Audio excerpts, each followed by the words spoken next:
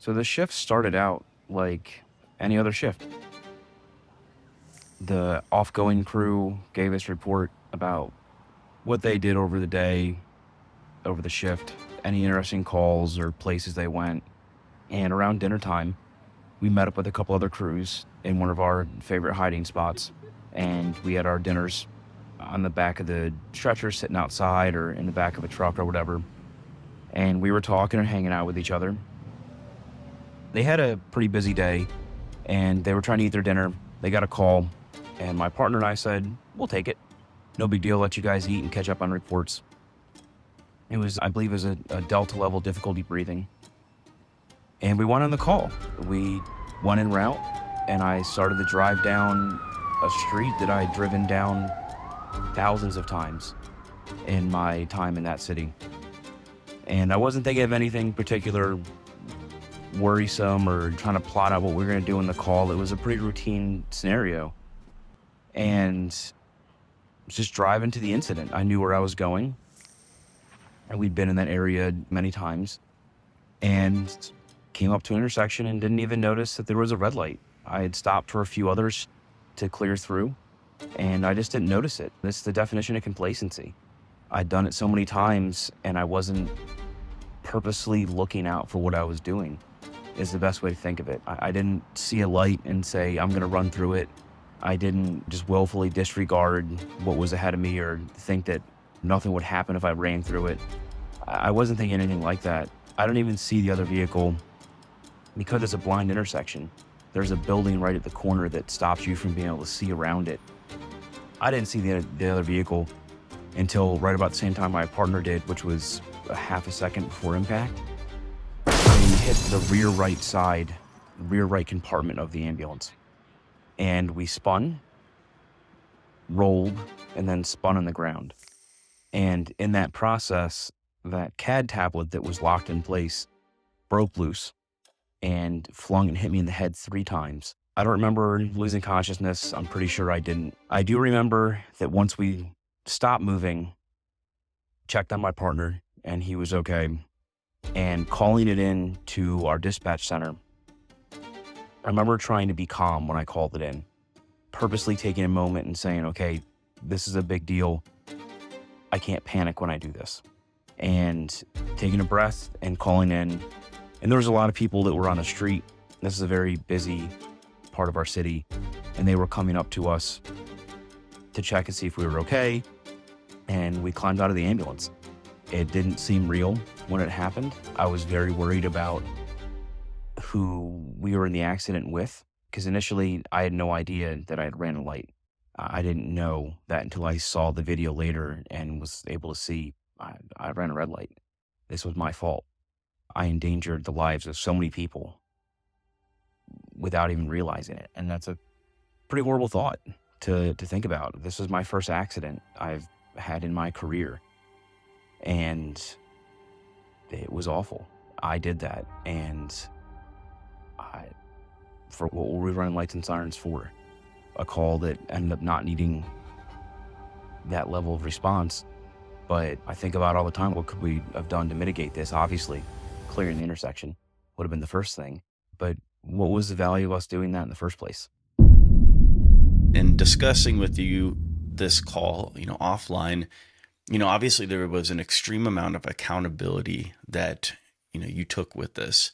And I mean, I think that's the best way to handle it, right? It's not to say, I think it's the only way to handle it. I got to get out of EMS. I made a mistake. I can never do this again.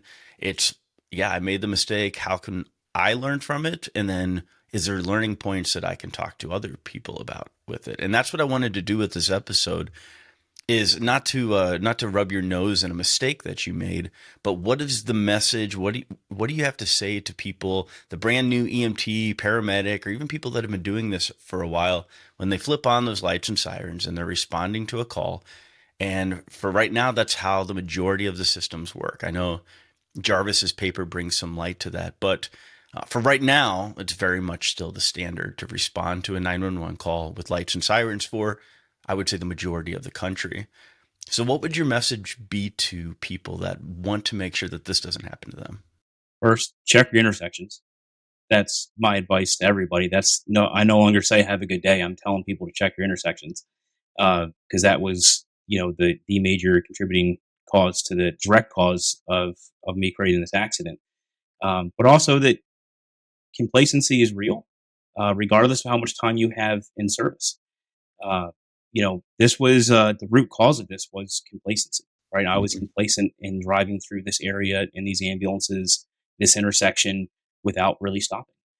I'd gone through thousands of lights in my career without any incident happening, and every time one of those incidents, sorry, my dog Oh, you're kicks good, here. dude. uh, I'd gone through thousands of lights in my career, running lights and sirens, and every time I wasn't in an accident, that was just one more thing that I did well. So this is I've spent so much time talking about this to tell people, like, the mistakes that happened, but also to destigmatize it myself.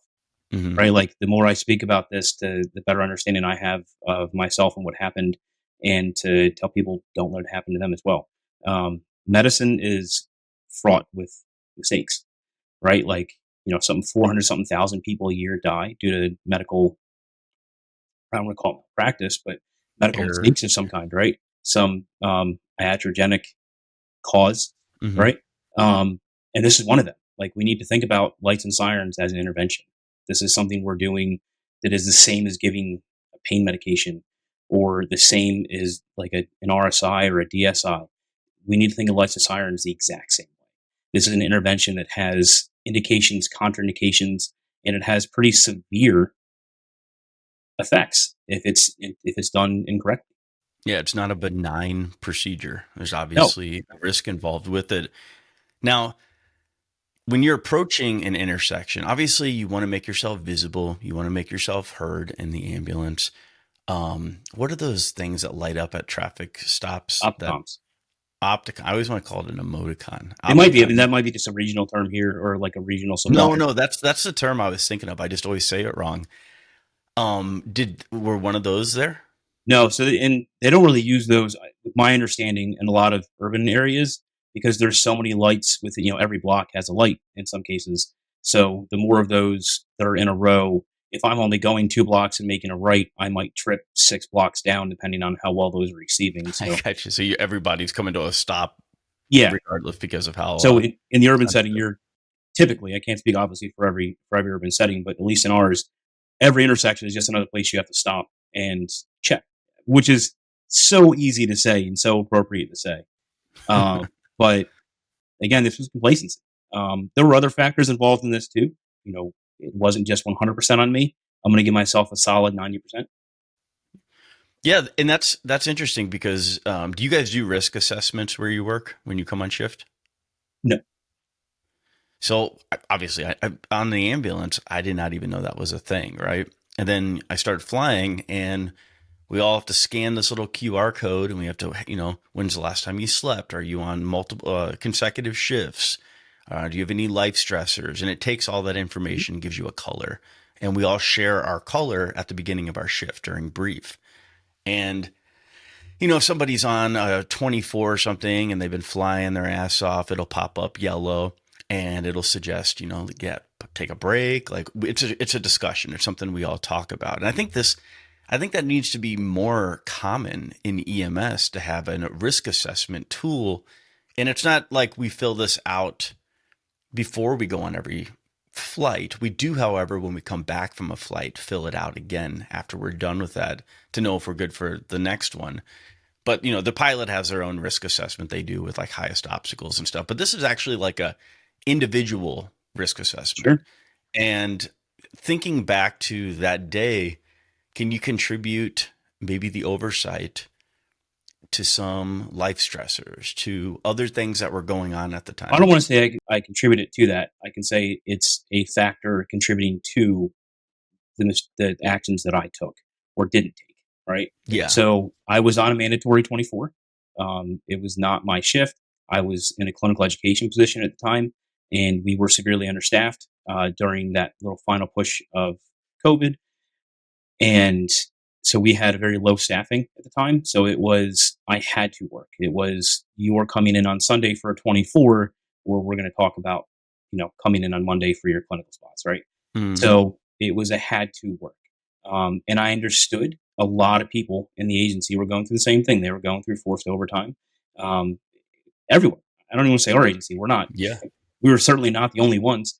And there was very little recourse to that. We didn't have a provider shortage. We had a provider shortage of people who wanted to work in a pandemic, and that's nationwide. People are still suffering from that. So they needed people in seats and trucks, and I was a people. I could sit in a seat, and I could be in a truck.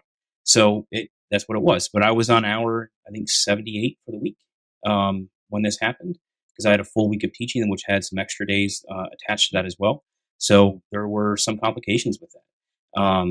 I don't want to say there's any major life stresses involved Yeah, outside of just sure. the work stress, but that was a you have to that has to be acknowledged, right? That was a contributing factor Absolutely. of how long I had been at work. Again, for that day, I'd only been at work for 12 hours ish at Hmm. that point, so not tremendously long. We were a little busy, nothing really crazy for our system at that time, so it wasn't awful. So it wasn't incredibly overwhelmingly hot. There was no wild weather conditions or anything.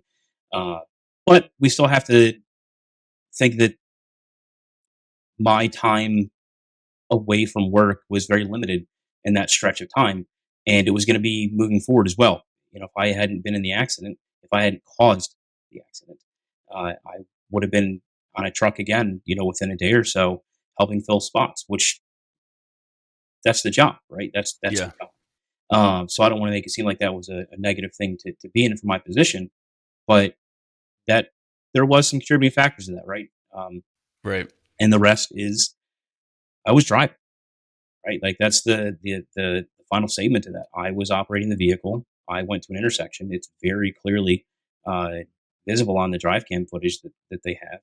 But right there, I just want to ask you this on that, because you can say I ran a red light, right? And that's the statement, right? But there's different ways of approaching the mental thought process during it. Like I've run a stop sign not paying attention, right? It wasn't like I pulled up to that stop sign and I said, F you stop sign. You know Yeah. what I mean? And Yep. kept going. It was completely I guess you would call it a human factor mistake. Mhm. Like I did not see it, right? Or I was zoned out looking straight ahead and somebody goes, "Hey, are you going to stop here?" And you're like, "Oh, wow." Now, that type of mistake is different, right? I do this talk about like labeling mistakes, Mhm. and that's more of the human factor mistake, right? The aha moment mistake would mean you are from another country and you don't know what our stop signs look like or our red lights, and Sure. we're like, Yeah. "Hey, that red means you have to stop." Oh, okay. But then there's this other side where like the intentionality is higher and the opportunity for learning um, comes down just a little bit. And that's when you knowingly approach a situation and say, I'm going to run this light because I've done it before. I know this area. And I wouldn't say the opportunity for learning comes down. I think if it's a dangerous behavior and you're doing it, not running lights and sirens, I don't know, however you want to classify that. But that's a very different type of mistake because um, I guess you could say complacency. If you had done that over and over again Mhm. and you were used to being able to go right through that stop sign.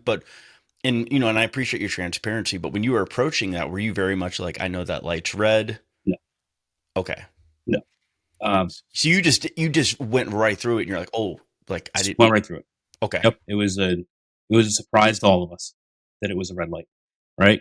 Because I saw the footage and you didn't even flinch, right? No. Like it Nope. didn't look like a real quick, like how we would normally clear an intersection, No. where No. you're I didn't even have that. Didn't have a glance over. Nothing. There was just complete. I'm driving lights and sirens. We're going to get to this call. We're going to finish this. I can eat whatever I have left at my dinner, or my partner can, or we're going to get back to the meeting spot and I'll hang out for a little while. Like this will be Mhm. over soon enough. Like it was just a complete daze through. Like I was on autopilot maybe to think of that, Mhm. and just went right through. So there was really no no recognition that I was coming through to a very dangerous area. This is also a blind intersection, which brought that to this one of the factors involved in this. Uh, the person who struck us could not hear or see us until we were in the intersection, and I could not see or hear them until we were in the intersection Yeah. because of the way the buildings were positioned and how the road cut in and out. So there was no way to identify that until impact. Right? This is an intersection you have to stop and creep into to clear, and then continue through from a stop. Do you feel like the type of call that you were going on had any influence on it? It was they used the EMD system, so this was a Delta, so it was a high level difficulty breathing call. Uh, I don't want to say that I'm driving any faster or differently to different types of calls at this point in my career. When I was younger, absolutely. You want to get there quickly and do the things that you know how to do and be the provider that you want to be. So you want to be there first and all those things. I also came from a fireside for quite a while, and on the fireside, being first, if you're not first, you're last. Right? So, Yeah. and you don't want that. Uh, but no, I can honestly say that the high level of the call had little bearing on how I was driving, other than we have to drive lights and sirens to get to it. Yeah, and I don't really mean so much as the speedometer. What I'm thinking of is if I'm going to a pediatric arrest or somebody who's in a house fire or whatever, I'm running through in my head the model, right? How I'm going to approach this, what stuff I'm going to have to grab. So I may be driving at a normal speed, but I would argue that speed maybe wasn't even the issue here. Yep. It was more so cognitive bandwidth Yep. and just kind of being, zeroed in on thinking about it and rolling through it. And I mean, I've been so deep in thought that I go to pay for my gas and I can't remember my PIN code. Mhm. And I'm sitting there going, Or what the heck those is my times that PIN? you've gotten off shift and then you just appear at home and you're like, I don't remember that drive. I don't remember any of that. Yeah. And so that's what I was thinking is like, it's very normal to come up with a plan on the way to a call, right? Like, all right, I'm going to do this. You do this. I'll grab this bag. And when I'm flying now, I don't have to think about the navigation aspect. Obviously, we have to look out the window and make sure there's no other aircrafts or, towers or whatever. But we can plan a little bit more. But I remember thinking when I first started working in 911, like, there's so much bandwidth that gets eaten up before you even start taking care of the patient. Because, like, you had to, GPSs weren't as big then, so you had to go to the map and figure out where it was, and then you had to navigate it. And there was one street where the interstate was in the middle, and so if you didn't know the address and where it cut off and where it started again, you end up on the wrong side of the city. And I just remember thinking, like, finally showing up and being like, we drove here, we got here safe, we found the place, we got our equipment here, and it's like I'm already spent at this point. Like Mhm. I'm already like feel like I've taxed myself quite a bit. And that's something that I don't know what the solution is. I think the more that you can prepare and you do map studies and you don't even have to Yep. think about that aspect, the easier that is and the more bandwidth it frees up.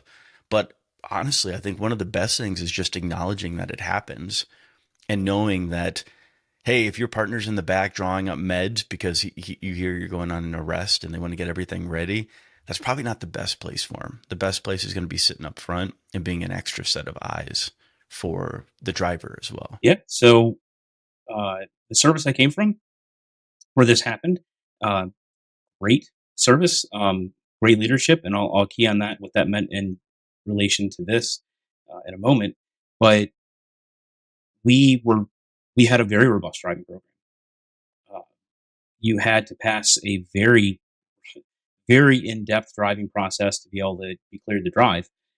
You had to know all the streets. You had to know main points of interest. You had to go through a written driving exam of all the streets of the city, a practical driving exam of various randomized points throughout the city, and the most efficient way to get there. Not running lights and sirens during your driving assessment, Mhm. obviously, because that's you're not going to run Right. lights and sirens for a reason. But you would pull up to a street and say, okay, I would buck down this. I would go the wrong way down this street for 1 block, and I'd make a left, and I'd be in front of the house that we have to get to. Like you'd have to display that kind of knowledge of where you were going before you were allowed to drive anything with the department, and it worked out really well. So that did offload a lot of the issues is you had to know the whole city, not just the area that you worked in. We did fairly frequent driving uh, assessments as well. Like the drive cams were a great indicator of the safety aspect of you driving, right? If I'd have ran a red light and it wasn't an impact, that would have picked up that I ran a red light. And that would have been something I would have had a conversation about with our leadership team about why I did that. Yeah, and that's why you can't really go if you don't have some sort of way of looking back unbiasedly at behavior. And I think of like video laryngoscopy, you know, Mhm. I'll go in and I'll intubate and I'll put it in. I'll be like, man, that was really good. Like that was perfect. And then I'll go back and watch the video and be like, well, that wasn't as good as I thought. I was messing around a little bit, and I think I maybe didn't put as much in the bougie and the glottic opening that I should have before I brought the tube down. Retrospectively, when your adrenaline cools off a little bit and you're looking back, then you're like, oh wow, okay, that makes sense. I did make that mistake. And I remember, I think it was Scott Weingart was talking about how everybody thinks they're a really good driver, and you can't base how good of a driver you are off of how many accidents you've been in, Sure. 100%. because you probably have a ton of situations where you were this close, right? Like I was backing out a quick trip and somebody else was backing up at the same time, and it's like we both caught it, but it was like this before we would have hit into each other. And that happens a lot, and that happens in medicine a lot. There's probably a lot of I hate the term near miss, but That's what I was going to say. That these are near misses. We just yeah. don't document it like you guys do in the flight world, right? In the flight world, near misses are documented everywhere. So near misses within this are everywhere within an Mhm. EMS. We have it with all aspects of everything that we do. Think about when you almost draw too much into a vial or from a vial into a syringe, right? Is that in your miss?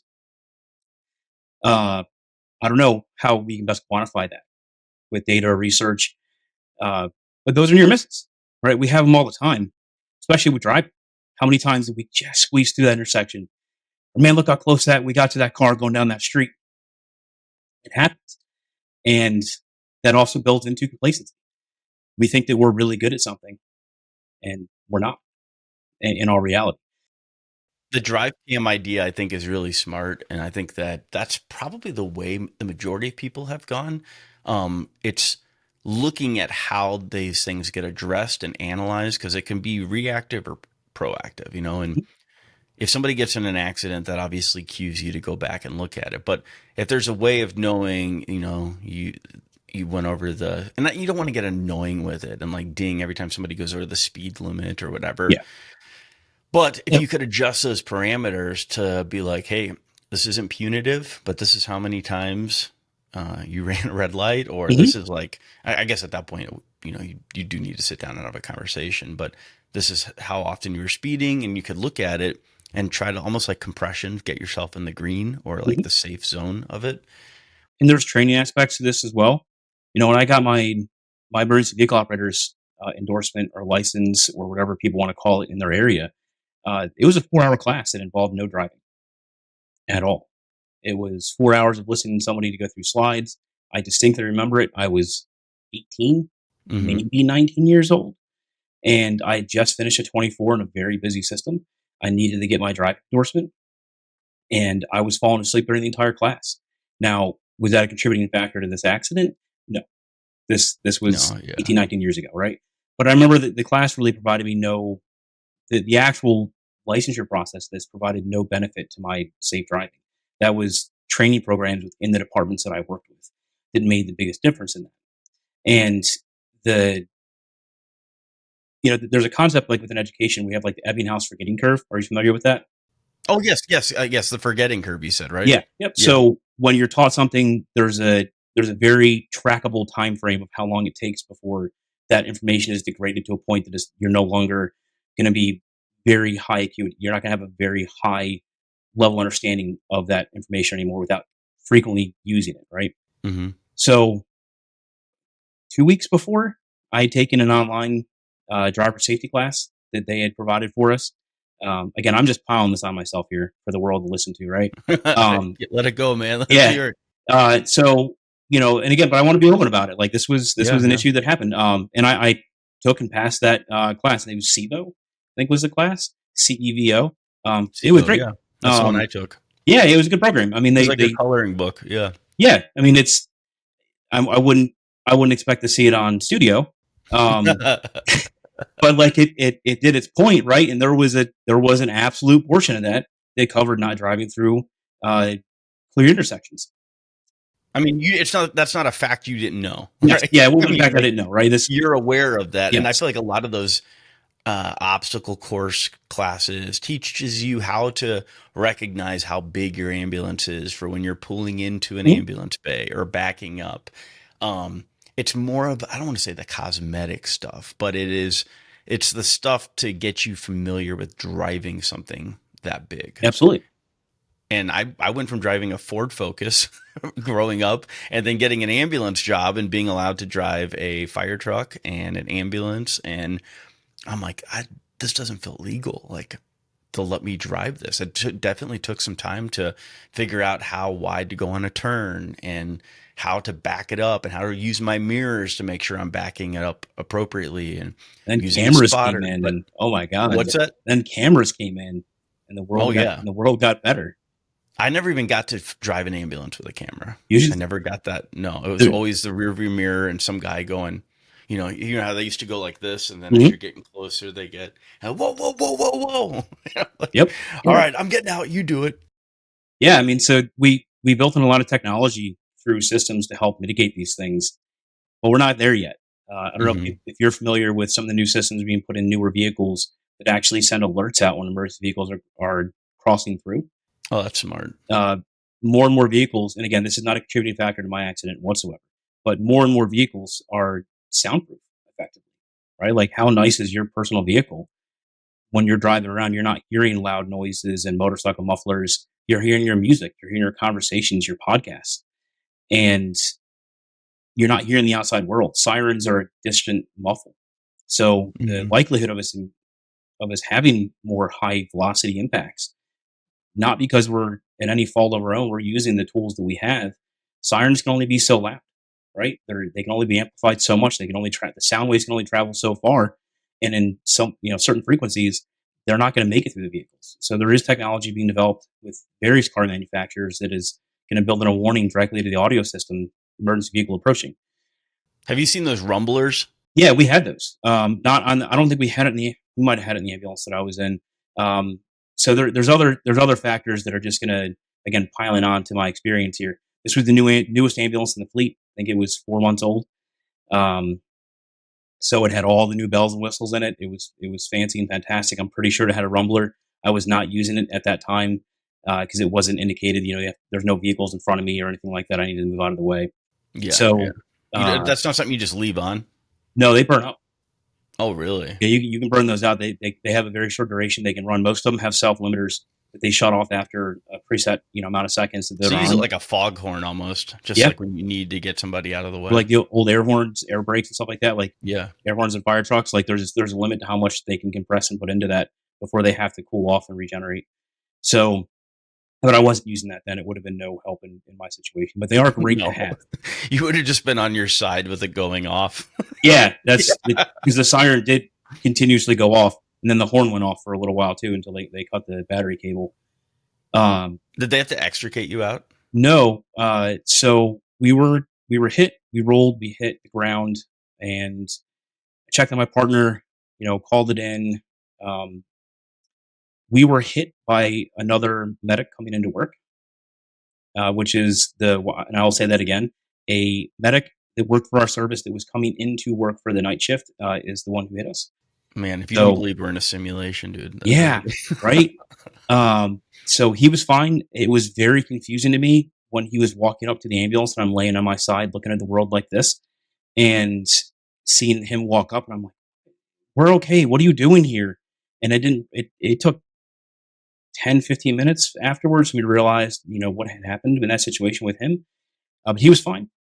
And we had to get out. And I did not want to be extricated by the firemen that I've worked with for my entire adult life, right? Like that was not in the cards for me in that moment. So we climbed up and out of the ambulance, over the passenger seat up onto the side, and then climbed down, jumped down, and then we're on hard ground at that point. That could have been your time, man, to wear that Kendrick extrication vest. We had to have gotten to it first, right? So that was safely secured. That's true. That's true. That was safely secured in the back where it So should have been. we haven't really talked about your injuries at all. In the footage I saw, it looked like you took something to the noggin pretty hard. What was that? It was our CAD laptop. Your what? Our MDT. So the laptop that was mounted in the front of the ambulance that we would use for charting. We had a digital dispatch system that would connect us with the dispatch center, and all the call information came into that. We would go en route and responding by clicking buttons. With the impact, it became dislodged, and it let loose, and it attacked. It left its mount and it hit me in the head 3 times as we rotated and rolled. And that is where a good amount of my injuries came from. My head did hit the left side wall of the ambulance as well. So like the B post of the ambulance is where it hit as well. So I did get a TBI out of this. I'm still aphasic. You hear me having some difficulty with words now. It has gotten better. Mm-hmm. Did you get a bleed? I never had my head scanned. Oh, you never got your head scanned? To this day. So we talk about failures in medicine. That was one, right? I was symptomatic. I had vomited a little while afterwards. I had a headache. I had blurred vision. I clearly had marks in my head, and it didn't happen. Yeah, I mean, you could have had like an intraparenchymal bleed or something. Trust me. There was a lot of conversations afterwards with medical director. It's too late now. According to the insurance, it absolutely is, because after I was cleared from the ER, it no longer became a priority for anyone to pay for me to get that. And even when I would go to my primary care doctor and say, "Hey, I'm still having headaches to this day that I never had prior to this incident," they're just like, "Well, we're going to do meds first and go that route." So I had a fantastic sports medicine doctor who dealt with TBIs and concussions. Again, learning about that side of medicine that I had no introduction to previously. Yeah. And he advocated very strongly for a lot of these things, and it just never happened. He printed out the entire video frame by frame to be able to demonstrate like where impacts happened and the suspicion he would have for me to get that. And that was sent into the insurance company, and they were just like, "We're not going to go with that, but thank you for the images." Wow. So there's difficulties with this, right? So I'm doing well. I did 6 months, 7 months of physical therapy. So I also tore my rotator cuff and labrum in my left shoulder. And so I had to do physical therapy for that to strengthen those muscles up and get those situated and stabilized. But I also had to do speech therapy and cognitive therapy and, some touch therapy, like just moving my arms around and grabbing and touching things to get rid of some of the dizziness. But I was super lucky with this. Mm-hmm. I stumble over words sometimes. Right? I have difficulty saying things every once in a while. But there's so many people that have head injuries that are so worse off than I am that I have to count it as a win, right? Yeah. Like it sucked. Did your partner get hit in the head with anything? No, my partner actually hit part of my head. Like he did like a reach out and tapped me in the head. We joke about that, like his hand caught me. And yeah, I think that I hurt him more than anything else with that. I think he was off. He was obviously off the rest of that shift. I think they gave him one more and he came back to work. He's a fantastic provider. I felt absolutely awful doing that to him. And that's another thing I wanted to bring up with this is what impact these things have, like this momentary lapse of judgment, this, momentary cognitive misstep, right? Of running through a light. Like what actually that means when you think about it. Like you might think like, oh, I can go through this intersection because I've gone it through 100 times. There's never a car here at this hour, whatever the case is. Mine was like 5:30 in the evening. Like it was busy. So there's a lot that happens with this. I could have severely injured someone in the public that we're there to help, right? I could have severely injured my partner if we had a patient on board, which I honestly think that if we had a patient on board, I probably would have been more concentrated on the effort of driving. I think that is a little more centering of a mindset as you have more people in the back and you have to be mindful of your braking and your acceleration, those kind of things. So, but there's factors involved in this as well. Like that's an ambulance is $250,000 Mm-hmm. loaded out, if not more. With Yeah. when we started adding in monitors and equipment, And that's and without the FOAMfrat reference cards in it. So that's which is an incredible value to buy all four at one time. So $250,000 for an ambulance, and it's wrecked. And it's not even just the ambulance itself; everything in it that's after involved in an accident is gone. Right, the car seat that's in the ambulance is gone. The stretcher and the stretcher mount and the stretcher batteries gone. Stair chairs gone. Right, they didn't leave the ambulance; they all stayed right where they were secured. mhm. You can't use them again, like without getting them, serviced and assessed. And a lot of times they're just going to be written off, and you'll lose that. And those are huge purchases for departments to have, and they take forever to get replaced. Even with insurance, there's a lot of time frame to do that. But also like the loss of a unit. There was a really weird dichotomy after this happened. After I caused this, that a lot of people in the service were really happy that we were okay and that I was okay, but they were really, really mad that I wrecked their new ambulance. Mm, Right? Like, yeah. and there was that, like I said, that dichotomy that of like, they were grateful that I was okay. And they would tell me that. And they'd be very, people checking on me, And calling now me, they're texting back me. in the old junky one. And yeah, then they're back in the one they don't want to be in anymore, the one that they had just gotten out of. And that's part of what happens with an incident like this. It's 24 to 26 months to replace an ambulance right now, Mm. brand new. Like it's a long time turnaround for these things to get something new back into a rotation for most services to be able to go through that. So you're depriving with actions like mine. Like I deprive the community of a lot of resource, a lot of availability. Do you think when we look back at that approaching that intersection, does your partner hold themselves accountable at all for not saying something about it? He couldn't have seen it. I mean, honestly, like he He couldn't. wouldn't have seen the red light. He would have seen the red light. I mean, he's going to trust me to drive, right? Yeah, I've been there for a very long time. He'd been there for a much shorter period of time. yeah. So there's probably a little bit of fear with that. I want to say fear. There was probably just apprehension to say anything. It's just trusting the process, right? We don't talk much about crew resource management in ambulance operations. It's mostly you hear that in aviation. So we talk about it a ton at this service. I taught it in That's good. every class and academy, and I did not take part in it, right? The vast majority of the time, we certainly do, right? And we do a great job with it. But again, this was, there was an amalgamation of events that occurred that brought us to this output. Yeah. And that's what occurred in this. So did he say anything? He gave a oh or an oh no or something like that right before impact, but Right, it was right. around the same time I recognized it as well. And again, I don't know what particularly he was looking at or thinking. Maybe he was preparing himself for the incident. Yeah, yeah. Whatever the case is, grabbing his gloves out of his pocket or whatever it was. The expectation was not for him to be doing that, though. The expectation was for me to be safely getting. And I totally understand that. What I'm thinking of is like the reason I want my partner up front with me and not in the back getting stuff ready Mhm.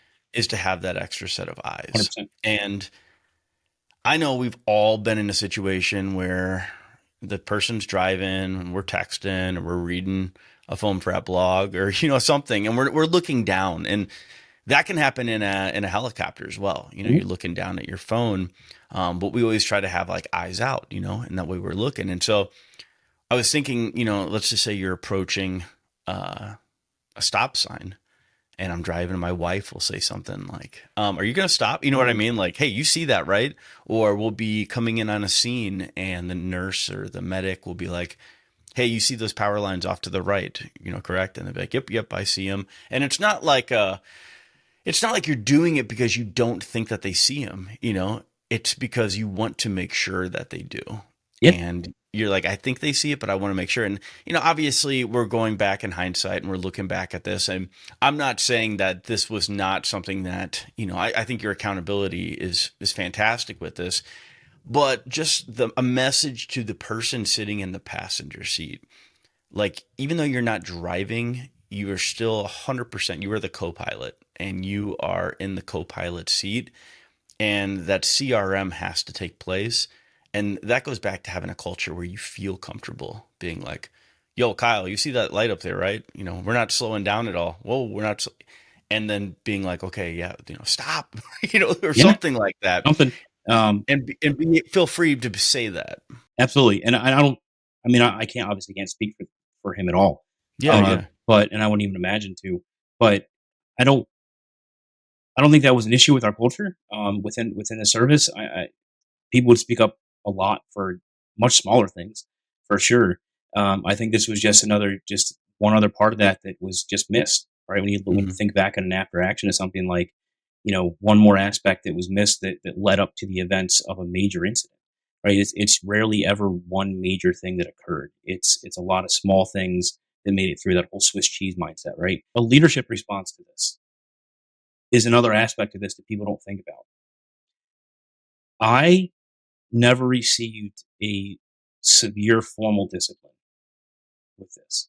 I definitely had meetings. I definitely had discussions. I definitely had improvements that were brought up, like, hey, why did this happen? But there wasn't a you're fired for crashing your ambulance. There Mhm. wasn't you're no longer allowed to drive ever. There was no we're docking your pay for these things.